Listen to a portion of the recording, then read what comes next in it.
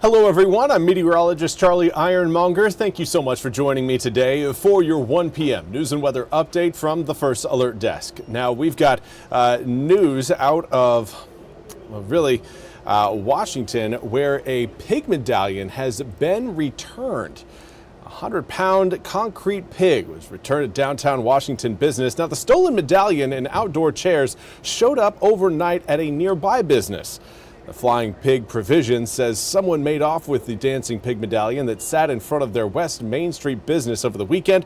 Also returned were 3 chairs stolen from Scoop's Ice Cream, which is next door to the Flying Pig. All's well that ends well. Of course, we also want to again highlight the big international story, and that, of course, is the U.S.'s arrest of Venezuelan President Nicolas Maduro. NBC's Janice Mackey-Frayer has more on China's reaction to the arrest. For nearly 2 decades, China has been more than just a trading partner for Venezuela. It is a key political backer and a financial lifeline. At stake for China, debt, influence, and oil. China has given over $100 billion in loans to Venezuela over the years, according to aid data, and has also been the main buyer of Venezuelan oil as U.S. sanctions have closed off other markets. The removal of Nicolas Maduro from power and the U.S. running Venezuela, as President Trump has said, will undercut the influence and business interests that China has been building in Latin America. Just hours before U.S. Special Forces captured Maduro, he was meeting with China's special envoy, and the optics of that indicated Beijing had no idea what was about to unfold for Maduro or unravel for China. Officially, China has condemned the U.S. action, calling it a serious violation of international law. Mainly, China's looking to protect its interests in Venezuela in energy, manufacturing, and mining. The raid also ignited Chinese social media with the idea that President Trump's attack plan could be a blueprint for China to take Taiwan, which Beijing considers part of its territory. But the big question here is what's next, and where will China stand in the line of creditors looking to collect? That will depend on who ultimately controls Venezuela, as President Trump appears to be telling China to stay out of America's backyard. Janice Mackey-Frayer, NBC News, Beijing.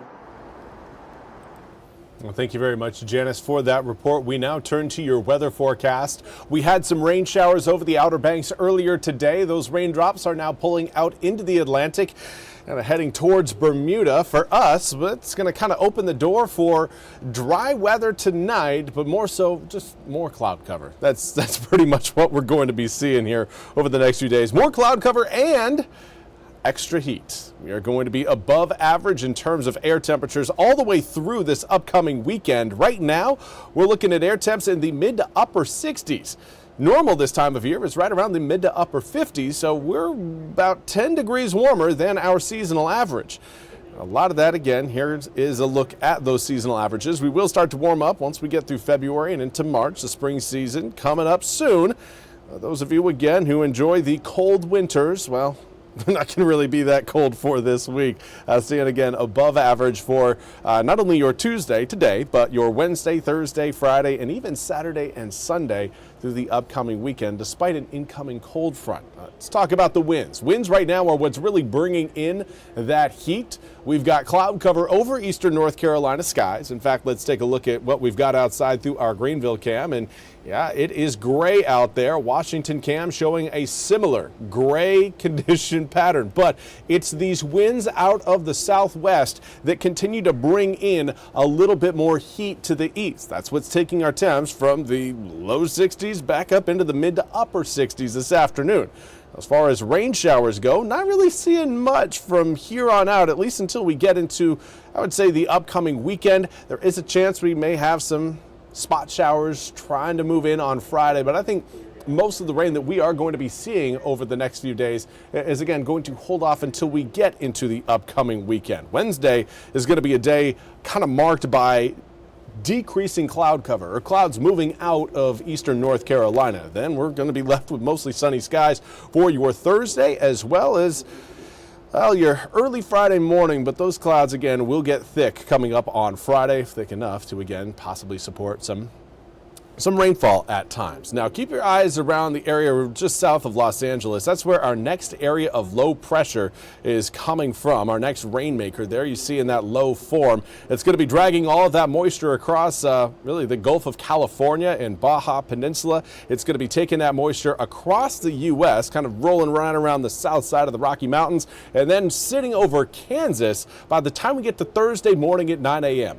From there, that whole system continues to progress eastward towards eastern North Carolina. It will be here by the time we reach Saturday midday, Saturday afternoon. Certainly have enough time to get our air temperatures back up into the, I would say, the mid 70s on Saturday. If the raindrops come in a little bit earlier, say, maybe 10, 9 a.m., then yeah, air temperature is probably not going to be hitting the mid 70s. But at this point, overnight lows Friday night into Saturday morning, 60 degrees. That overnight low is higher than our average daily high. So it kind of just automatically starts us off with a leg up on those averages. Air temperatures, again, should at least get into the low 70s, most likely mid 70s. But again, it's rain dependent, at least timing of that rain will again have a big impact on your air temperatures on Saturday. But Sunday, we cool off, 64 degrees on Sunday, 30 overnight, Sunday night into Monday morning. And Monday, we're going to be staying likely in the 30s and 40s